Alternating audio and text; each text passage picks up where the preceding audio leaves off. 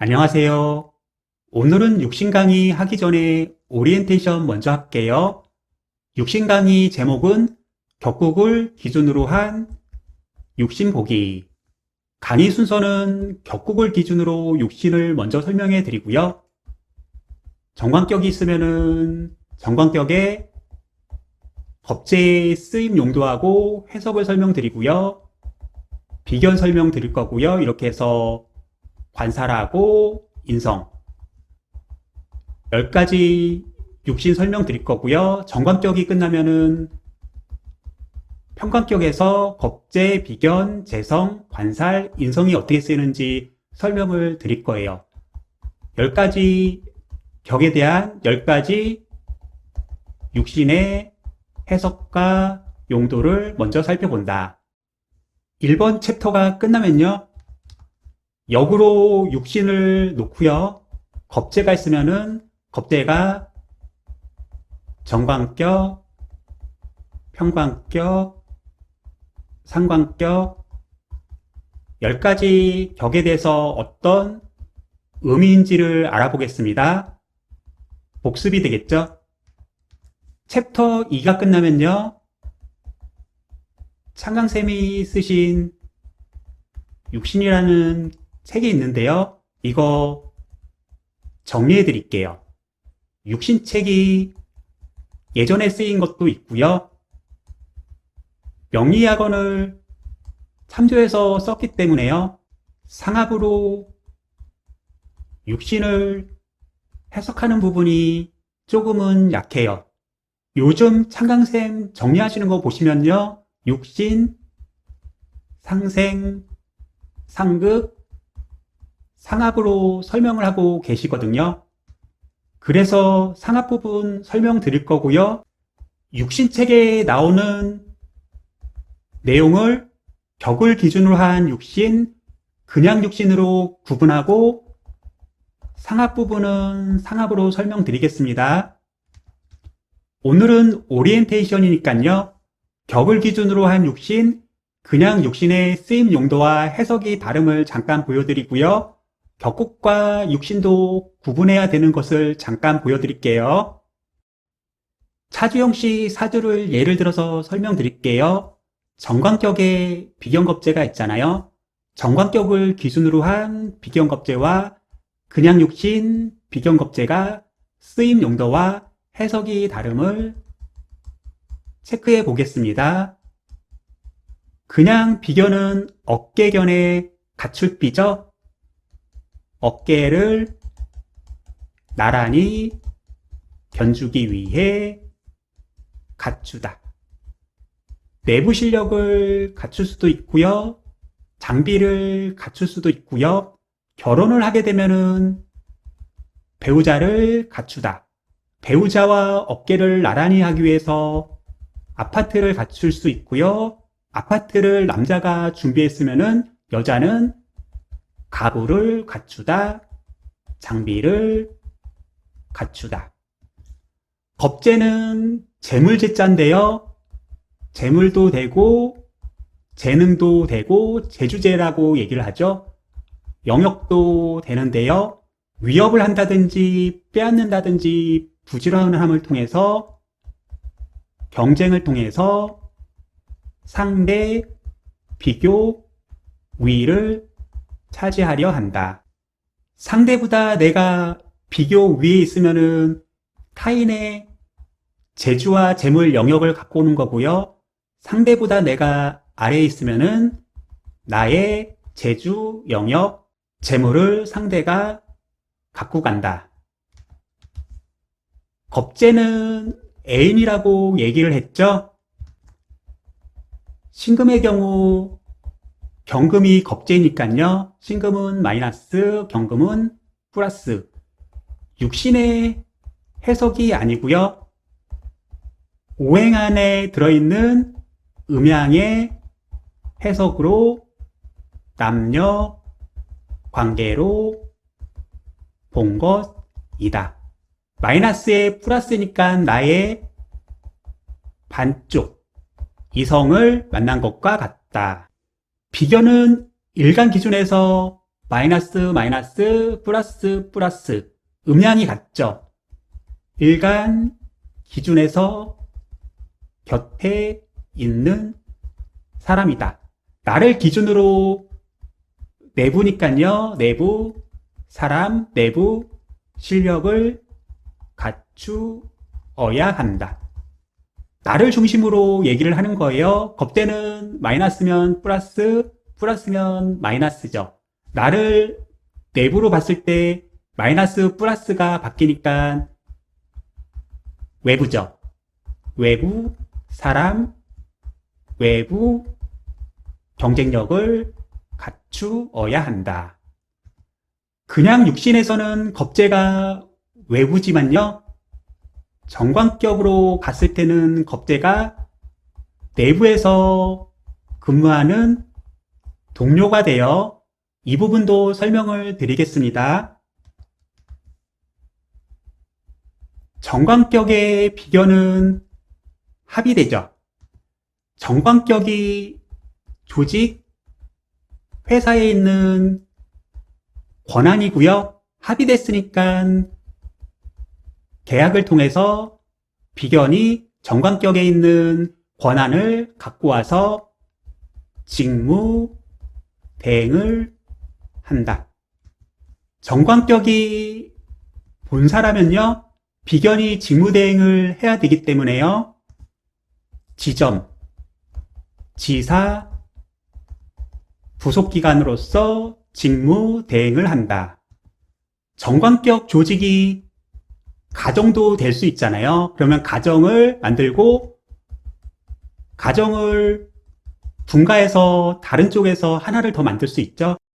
비견운의 자식 분가 운입니다. 이렇게 얘기하거나 자식이 결혼해서 다른 집안을 만들겠네요.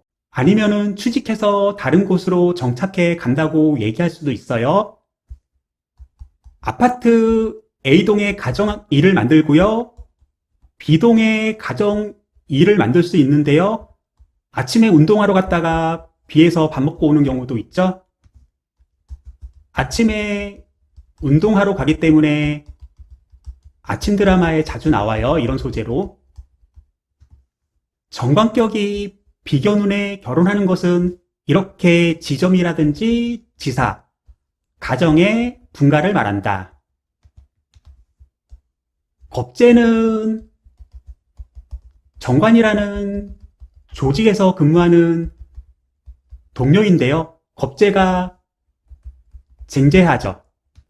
그런 의미에서 조직의 말을 안 듣고 말썽을 일으키고 반대하는 경쟁자이다. 겁재가 이렇게 회사 영역이라든지 회사에 있는 조직원을 괴롭힌다. 그러면 재성이 재생사를 잘하면은 신고를 하는데요. 신고를 하면 정관이 이렇게 겁재를 견제해서 내보낸다. 아니면은 그렇게 하지 말라고 제안을 하겠죠. 하지만 재생관을 잘하지 않으면은 재성이 정관에게 신고를 하지 않아요. 그렇기 때문에 겁재가 쟁제로 해서 나의 영역 조직원을 괴롭히고 나중에는 정관까지 무너뜨릴 수 있다. 그냥 겁재하고 다르게 정관격의 겁재는 내부에 있는 동료를 말해요. 그냥 겁재는 외부 경쟁자. 쓰임 용도와 해석이 각각 다르죠? 그런 이유로 격을 기준으로 한 육신 공부를 해야 한다. 격과 육신도 간단히 살펴볼게요. 격은 사회적 역할, 직업적 쓰임새를 보는 거고요. 육신은 인간관계를 보는 거죠. 편인격은 선생님이고요. 정신적 스승이다. 거기에 비해 편의는 일간을 잘 생각했고요. 자신의 특기, 자질, 특수한 능력을 개발해서 환경에 적합하게 적응하고자 한다. 이 환경은 평관 환경을 말하고요. 지식력이라든지 정신력이라든지 특수한 능력을 사용한다. 인간관계에서도 지식력이라든지 정신력을 사용하는데요. 지적하거나 꼰대짓을 하거나 가부장적인 사람이 내 주변에 있다. 나도 이런 행동 성향을 보일 수 있다. 육신은 개인적이거나 또는 인간관계에서 사용되는 거고요. 격은 사회적 역할로 다른 사람을 지적해도 이것은 훈육이 되고요. 봉사, 헌신하고자 한다. 편인격은 일간이 인항하고 근항해야 되고요. 편인도 일간이 근항해야 되는데요. 편인격이 근항해야 하는 이유는요.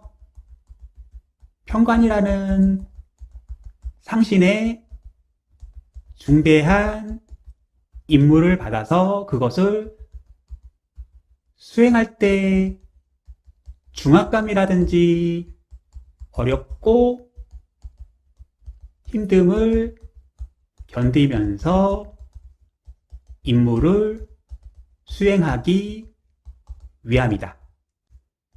직업생활에 있어 가장 중요한 버티고라고 하죠.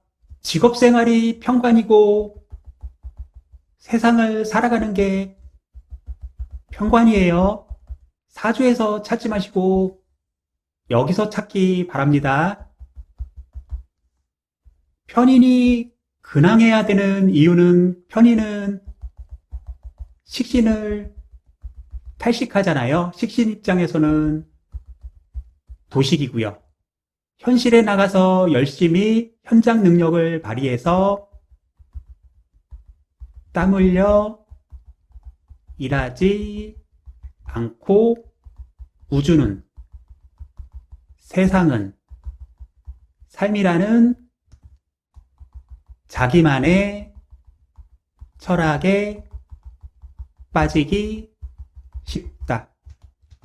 편인이 근항해야지요. 밤에는 우주를 생각하고 아침에 일어나면은 밥 먹고 직장에 나가는 거예요. 식신이 밥이죠. 근항하다고 탈식을 안 하는 게 아니고요. 탈식을 줄여주고 현장에 나가서 일할 수 있는 힘을 회복시켜 준다. 육신이 근항한 이유하고요. 편인격이 근항해야 되는 이유가 다르다. 오리엔테이션은 여기까지 하고요. 다음 시간서부터 육신 강의 시작하도록 하겠습니다. 고생하셨습니다.